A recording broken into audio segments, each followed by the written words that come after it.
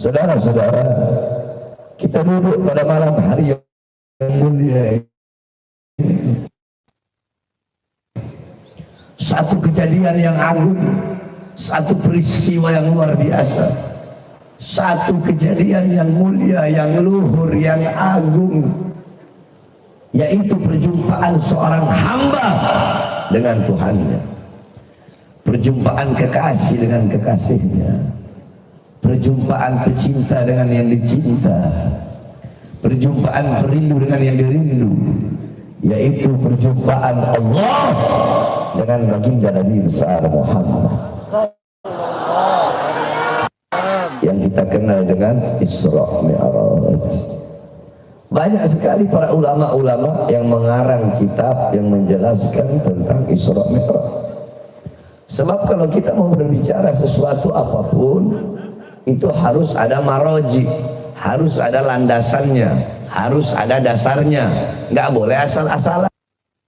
Nah, kitab-kitab menjelaskan,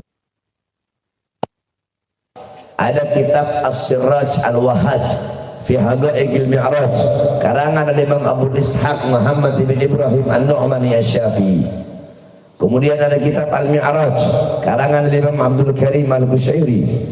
Kemudian ada kitab Ar-Risalah fil Mi'raj karangan Imam Abu Hasan Ali bin Muhammad Al-Lakhmi.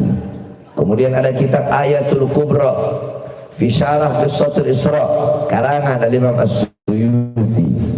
Kemudian ada kitab An-Nurul Wahaj fil Qissah Isra wal Mi'raj karangan Imam Ali bin Abidin bin Muhammad Al-Hadi Al-Barzanzi. Disyarahkan oleh cucunya, diberi nama kitab Tajul Ibtihaj ala Nurul Wahaj karangan Imam Ja'far bin Ismail Al-Barzanzi yang mengarang kitab Maulid Barzanzi. Kemudian ada kitab Al-Ayah Az-Zahimah Al-Bahra fil Mi'raj Sayyidu Ahli Dunia wal Akhirah karangan Imam Al-Hafidz Syamsuddin Muhammad ibn Yusuf Asy-Syami Ad-Dimashqi. Satu lagi kitab beliau Ayatul Bayyinat fil Mi'raj Sayyidu Ahli Al-Ardi was Samawat. Kemudian ada lagi kitab Qissatul Mi'raj karangan As-Sayyid Utsman Syafa ibn Muhammad Syafa. Kemudian ada kitab Afdalul Manhaj fi Isbat Isra wal Mi'raj karangan daripada Al-Imam Al-Hafidz Syekh Abdullah Mustafa Al-Maraghi. Kemudian ada kitab Daw'us Siraj fi Fadli Rajab wa Qissah Al-Mi'raj karangan Al-Imam As-Sayyid Muhammad Amin Al-Kurdi. Nah, daerah Jawa Barat, daerah kalau udah masuk bulan Rajab, itu biasanya kiai-kiai salaf, pondok-pondok pesantren salaf, santri-santri salafi pasti mengkhatamkan kitab tadi itu. Daw'us Siraj fi Fadli Rajab wa Qissah Al-Mi'raj karangan Sayyid Amin Al-Kurdi. Ngaji pasaran biasanya untuk menghatamkan kitab tersebut. Ada lagi Qissatul Mi'raj karangan Imam Najmuddin Al-Ghaiti. Hasyiahnya namanya Hasyiah Ad-Dardir. Mungkin ini yang paling sering kalian dengar. Santri-santri di sini banyak santri Hasyiah Ad-Dardir. Kalau bulan Rajab itu biasanya almarhum Abu Yauci, Kiai Uci di mana? Cilongo, itu biasanya beliau ngaji pasaran. Kalau bulan Rajab ngatamin kitab Hasyiah Ad-Dardir. Nah, itu matannya namanya Qissatul Mi'raj karangan Imam Najmuddin Al-Ghaiti. Kemudian ada lagi kitab Al-Mi'raj An-Nabawiyah karangan Syekh Hasan Asy-Syati. Kemudian kitab Minhajus Syami Mukhtasar Mi'rajus Syami karangan Syekh Yusuf bin Ismail An-Nabhani. Kemudian kitab Mu'jizatul Kubra li Sayyidil Anbiya karangan Imam Syekh Nafi Al-Jauhari. Kemudian kitab Yawaqit Taj Al-Wahaj fil Isra wal Mi'raj karangan Imam Muhammad bin Muhammad Al-Hadi Al-Kattani. Kemudian kitab Nailul Muna wal Ghaya As-Sa'ud fil Mi'raj Sayyidina Al-Mukhtar Ar-Rasul karangan Imam Muhammad bin Ja'far Al-Kattani. Kemudian kitab Hulal Ad-Dibaj Al-Matruza fil Isra wal Mi'raj karangan Imam Ahmad bin Muhammad Ar-Rahwani At-Tatwani. Kemudian kitab karangan guru besar kami Imam Ahlus Sunnah wal Jamaah Al-Anwar Al-Bahiyah fil Mi'raj Khairil Bariyah, yang saudara kalau mau berikan pemahaman, ya, kalau mau memberikan penjelasan pemahaman, sesuatu yang dibersihkan berarti sebelumnya apa? Sebelumnya apa? Sebelumnya apa? Berarti sebelumnya kan kotor. Makanya kalau mau menjelaskan Isra Mi'raj, apalagi yang berkaitan dengan Nabi Muhammad, itu hati-hati. Betul? Ini masa ngomong dibersihkan dari kotoran, berarti hati Nabi kotor dong. Jangankan ngomong dibersihkan dari kotoran, ngomong dibersihkan saja, sampai dibersihkan, orang bakal berpikir kalau dibersihkan berarti sebelumnya pembelahan dada Nabi, dicuci dada Nabi, itu namanya tajdid. Apa? Tajdid. Tajdid, memperbaharui. Dada hati Nabi udah bersih, dibersihkan lagi. Hati Nabi udah suci, sama kayak ibu-ibu punya wudhu, suci nggak? Bersih nggak? Terus wudhu lagi, diperbaharui. Nah, sama seperti itu. Paham? Nah, jadi inilah yang perlu diluruskan dan banyak. Makanya belajar kitab-kitab salaf yang saya sebutkan tadi. Intisari Isra Mi'raj. Intisari Isra Mi'raj, Allah undang Nabi Muhammad untuk menerima perintah yang mulia, perintah yang agung, perintah yang suci, perintah yang utama, perintah yang penting, perintah yang dimana ketika Allah memerintahkan perintah-perintah yang lain cukup melalui Al-Quran. Jawab semua yang keras. Allah perintahkan haji melalui apa? Allah perintahkan apa? Jihad melalui apa? Zakat melalui apa? Amar ma'ruf nahi mungkar melalui apa? Sedekah melalui apa? Tapi ketika Allah perintahkan perintah yang satu ini tidak cukup melalui Quran. Allah undang langsung Nabi Muhammad untuk menerima perintah tersebut karena begitu penting dan utamanya perintah tersebut. Apa perintah itu? Apa perintah itu? Apa perintah itu? Sholat. Makanya jaga kau punya sholat, perhatikan kau punya sholat, utamakan kau punya sholat. Saudara-saudara, as-sholatu ra'sul ibadah. Sholat itu kepalanya ibadah. Baik buruknya amal ibadah kita tergantung daripada sholat. Sholat itu kepala, amal ibadah yang lain itu ekor. Yang namanya ekor pasti ngikut kepala. Kalau engkau punya sholat baik, kau punya sholat bagus, kau punya sholat sempurna, maka seluruh amal ibadahmu bakal baik walaupun sedikit. Tapi kalau kau punya sholat rusak, kau punya sholat tidak sempurna, kau punya sholat bolong-bolong, maka seluruh amal ibadahmu rusak, seluruh amal ibadahmu bakal buruk walaupun amal ibadahmu banyak. Berarti intinya apa? Berarti intinya sholat adalah tolak ukur yang menentukan baik buruknya amal ibadah. Ayo ikuti saya semuanya.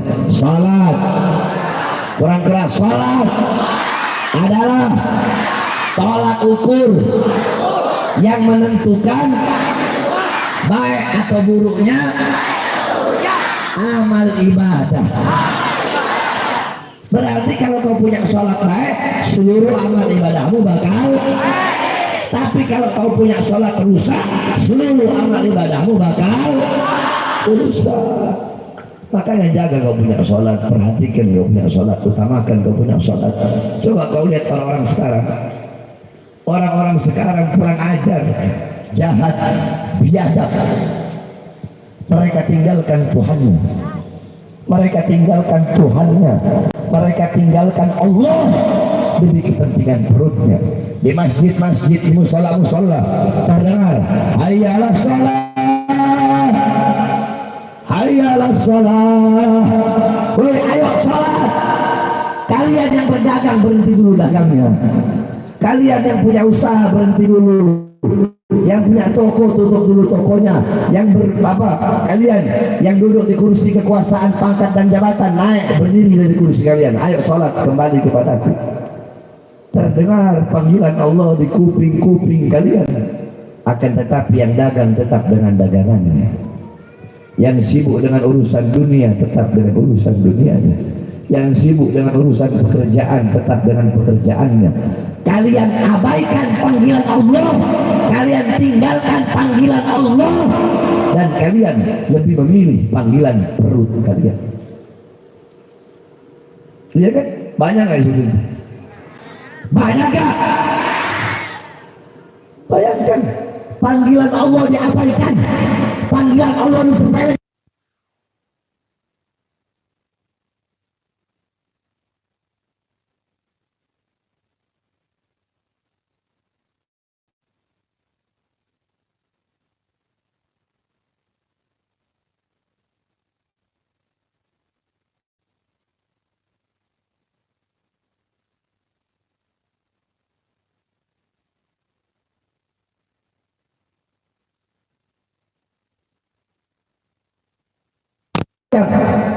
Ambillah 2 jam untuk sholat 5 waktu sama baca-baca wiridnya. Masih ada berapa sisanya? 22. Ambil 2 jam untuk sholat 5 waktu. Masih ada 22 jam untuk urusan perutmu, urusan hartamu, pekerjaanmu, usahamu, dagangmu, sawahmu. Masa 24 jam semuanya engkau ambil untuk urusan dunia, engkau tinggalkan Allah? Keterlaluan kita ini, saudara-saudara. Ini yang banyak terjadi. Jaga, perhatikan yang punya sholat, apalagi anak muda. Anak muda, sholat terima dudi. Sholat itu tiangnya agama. Perkuat tiang agamamu, perkokoh tiang agamamu. Dengan apa? Dengan menjaga kau punya sholat, mengedepankan kau punya sholat, mengutamakan kau punya sholat, meramaikan masjidmu, musolamu, ramaikan kampungmu dengan majelis-majelis taklim. Itu cara menguatkan, itu cara mengokohkan tiang agama, tiang Islam, tiang syariat. Itu yang pertama. Yang kedua, cara mengokohkan, menguatkan tiang agama dengan amar ma'ruf nahi munkar. Jangan selalu menyampaikan kebenaran, menyerukan orang untuk berbuat baik, mencegah kemungkaran. Jangan tunduk kepada kezaliman, jangan tunduk kepada ketidakadilan, jangan tunduk kepada kemungkaran, jangan tunduk kepada kezaliman, jangan tunduk kepada kemaksiatan. Sampaikan kebenaran. Ketika engkau menyampaikan kebenaran, pasti banyak yang menghinamu, mencacimu, memakimu, menfitnahmu. Nanti kau bakal dipenjara, bahkan kau bakal bisa dibunuh. Kenapa? Karena kau sampaikan kebenaran, yang kau tegakkan keadilan. Risiko paling kecil di penjara, risiko besarnya kalian dibunuh. Saudara-saudara, apa yang telah kita perjuangkan untuk Islam? Apa yang telah kita perjuangkan untuk bangsa, agama, negara? Saya tanya, pernah kalian diborgol tangannya, dari borgol tangan nyambung ke perut, dari borgol perut nyambung ke kaki? Pernah? Pernah? Pernah kalian dipenjara 9 kali?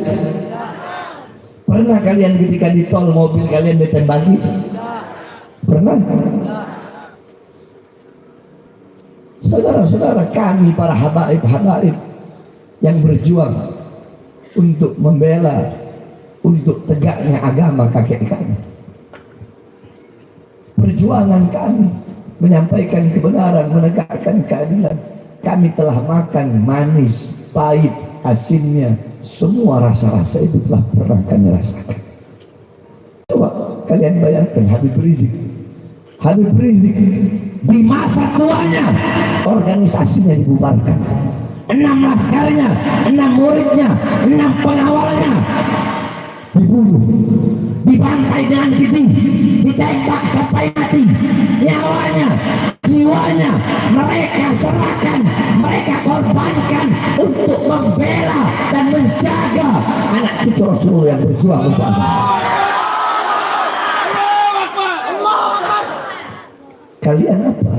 Kita ini belum ada perjuangan yang tak apa, saudara. Saya 2003 2009 saya masuk penjara, 2008 masuk penjara kasus kota, 2010 kasus Bapriu, 2011 kasus Ahmadiyah, 2012 kasus Demos, 2018 kasus Habib palsu, 2012 siang bebas, malamnya saya ceramah, besoknya ditahan lagi, dibawa ke Nusa Kambangan. Cukup sampai di situ? Enggak. 2022 saya bebas, 2021 saya bebas, akhir, belum sampai 1 bulan, 2022 awal udah ditahan lagi, baru bebas 5 bulan yang lalu. Pertanyaannya, kenapa kami ini para habaib yang berjuang, yang ceramah dengan ketegasan membela bangsa, rakyat, agama, negara, kenapa kami dihina, dicaci, dimaki, difitnah? Kenapa kami berkali-kali di penjara? Kenapa ada upaya-upaya percobaan pembunuhan terhadap kami? Kenapa berkali-kali kami ingin dibungkam, ingin didiamkan? Kenapa? Satu jawabannya, karena di dalam tubuh kami mengalir darah suci kakek kami Rasulullah, darah berjuang, darah pemberani, darah keberanian. Karena kami para habaib yang berjuang, cara kami yang berada di barisan paling depan, rela hancur, rela binasa demi bangsa dan rakyat Indonesia. Saudara-saudara, saya tanya, siang saya keluar penjara, malam ceramah, besoknya ditahan lagi. Katanya ceramah saya provokasi, katanya ceramah saya meresahkan. Apa isi ceramah saya? Saya bilang begini. Nah, nanti saya tanya, meresahkan atau tidak? Wahai presiden, wahai pejabat, wahai aparat, wahai pemerintah. Awal-awal corona itu, rakyat kalian kurung dalam rumah, masyarakat nggak boleh keluar rumah, tapi tidak kalian berikan kebutuhan pokoknya. Itu provokasi. Itu provokasi. Itu provokasi. Meresahkan. Tapi kata mereka meresahkan masyarakat. Meresahkan apa membela? Merasa terwakili nggak? Terwakili nggak? Terwakili nggak? Terus kalau begitu yang goblok saya apa mereka? Saya apa mereka yang bodoh? Itu yang pertama. Yang kedua saya bilang, wahai pejabat, wahai para pemerintah, wahai aparat, mal-mal, perusahaan-perusahaan asing, milik asing tetap buka di masa corona. Tetapi warung-warung kecil, toko-toko kecil, milik pribumi, milik masyarakat yang kecil, kenapa kalian paksa tutup? Itu katanya provokasi. Provokasi. Provokasi atau pembelaan? Meresahkan atau pembelaan? Yang ketiga saya bilang, hei para pejabat, berapa banyak pengangguran yang tidak punya kerjaan di Indonesia? Anak-anak muda gak ada kerjaan. Tetapi kenapa di musim corona tenaga kerja terus kalian kirim dari Cina ke daerah Morowali, Sulawesi? Itu provokasi. Provokasi. Meresahkan atau pembelaan? Siapa yang saya bela? Diri saya, keluarga saya, anak cucu saya, kelompok saya, murid saya. Siapa yang saya bela? Siapa yang saya bela? Siapa yang saya bela? Rakyat yang susah, rakyat yang menderita, rakyat yang kelaparan, rakyat yang kehausan, rakyat yang dizolimi, rakyat yang dibohongi. Makanya saya bersumpah demi Allah, tidak akan pernah diam, tidak akan pernah bungkam, tidak akan pernah capek, tidak akan pernah lelah demi bangsa, demi NKRI, demi Merah Putih, demi rakyat, demi Indonesia. Jangankan hanya di penjara, nyawa Bahar, jiwa Bahar, darah Bahar bin Smith murah harganya, tumpah untuk bangsa dan rakyat Indonesia. Saya tanya semua di sini, siap bela Indonesia, siap bela Islam, siap bela ulama, siap ulama, siap belain KRI, siap hancur bela putih. Allah Akbar, Allah Akbar. Indonesia merdeka, merdeka, merdeka. Allah Akbar. Makanya ikuti para ulama, ikuti para ulama. Jangan udah goblok, bangsat, bodoh, tolol agama, malah menghina dan mencaci maki para ulama. Ini namanya sebangsat-bangsatnya manusia. Betul. Udah tolol, goblok, bego, Hidup lagi. bangsat, hidup lagi, malah menghina dan mencaci memaki ulama-ulama yang berjuang. Kalau engkau nggak mau berjuang, nggak apa-apa. Mendoakan juga nggak mau, nggak apa-apa. Tapi setidaknya diam, tutup kau punya congor. Jangan udah berjuang enggak, goblok iya, bodoh iya, tolol iya, bangsat iya, ngerti agama kagak, malah mau sosok tahu, mendikte para ulama yang paham tentang agama, menghina, mencaci, memaki dan meremehkan para ulama-ulama yang paham tentang agama. Ini namanya al-anunnas, manusia yang paling laknat, manusia yang paling biadab. Al-anunnas alladzi lam yuhibbullah wa lam yuhibbur rasul wa lam yuhibbul ulama. Itu dalilnya kata Rasulullah SAW. Makanya saudara-saudara, kalau nggak bisa jadi ulama, jadi nggak bisa jadi santri, jadi pendengar ilmu, nggak bisa jadi pendengar ilmu, jadi pecin. Itu pilihan terakhir. Jangan jadi pilihan kelima. Apa itu? Pembenci. Ya tadi udah goblok, bodoh, bangsat, tolol, ahli maksiat, bajingan, biadab, malah menjadi pembenci para ulama, mendikte para ulama. Berarti kan sok tahu, goblok tapi ngerasa pinter. Saya tanya, orang goblok kalau merasa dirinya goblok, pasti dia bakal belajar. Kalau orang goblok merasa dirinya goblok, maka dia akan berusaha menghilangkan kegoblokan dan kebodohan dalam dirinya. Betul. Tapi kalau orang goblok, orang bodoh, orang tolol, merasa pintar, bagaimana mungkin dia akan menghilangkan kebodohannya sedangkan dia merasa pintar? Ulama didikte. Dasar curut. Makanya kalau nggak mau berjuang, nggak mau mendoakan perjuangan, lebih baik ya paham? Jadi cintai para ulama, insya Allah selamat dunia akhirat. Ya paham ya? Jelas tadi saya jelaskan ya. Utamakan sholat, jaga sholat. Ya, ini saya dapat sampaikan. Kurang lebihnya mohon maaf.